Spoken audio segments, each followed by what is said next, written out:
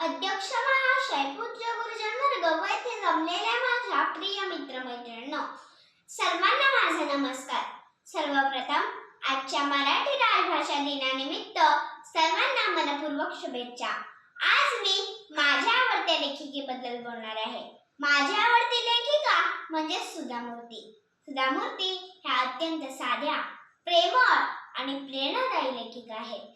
त्यांनी लहान मुलांसाठी आणि मोठ्यांसाठी अनेक सुंदर पुस्तके लिहिली आहेत.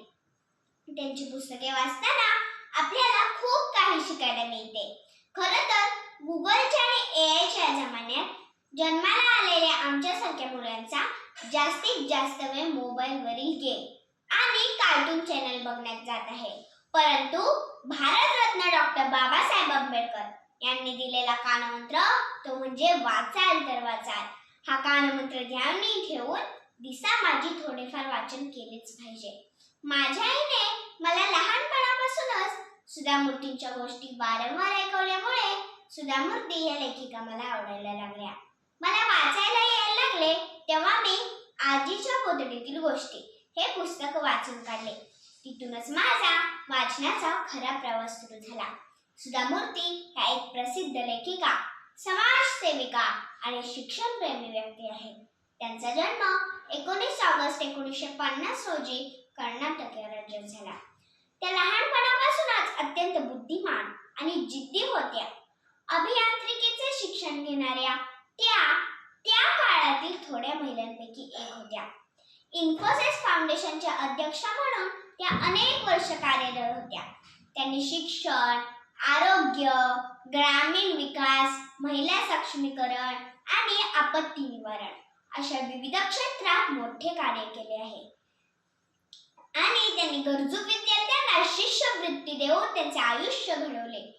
ज्याप्रमाणे दिवा अंधार दूर करतो त्याप्रमाणे सुधा मूर्तींची पुस्तके आपल्या मनातील अज्ञानरूपी अंधार दूर करतात. मला त्यांच्यासारखी ज्ञानी व दयाळू बनायला आवडेल. त्या म्हणतात, वाचन केल्याने मन मोठे होते. त्यांची पुस्तके वाचताना मला असे वाटते की माझी आजीच मला गोष्ट सांगते. त्या कठीण विषय सुद्धा गोष्टीच्या माध्यमातून अत्यंत सोपा करून सांगतात.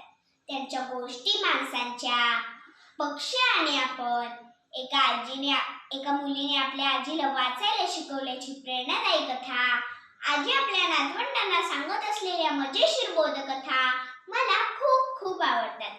त्यांच्या कार्याची दखल घेऊन भारत सरकारने त्यांना पद्मश्री आणि पद्मभूषण या पुरस्काराने सन्मानित केले आहे. सध्या त्या राज्यसभेच्या खासदार म्हणून काम करत आहेत. पण एवढ्या मोठ्या यशानंतरही त्यांचा स्वभाव अत्यंत साधा आणि विनम्र आहे. ते नेहमी सांगतात, आपण समाजाकडून जे काही घेतो त्यापेक्षा जास्त समाजाला परत द्यायला हवे.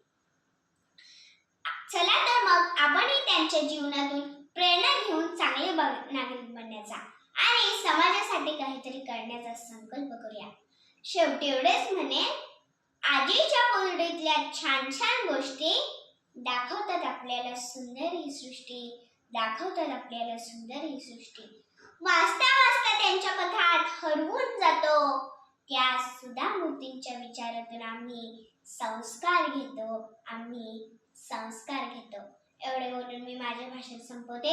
जय हिंद, जय महाराष्ट्र. धन्यवाद.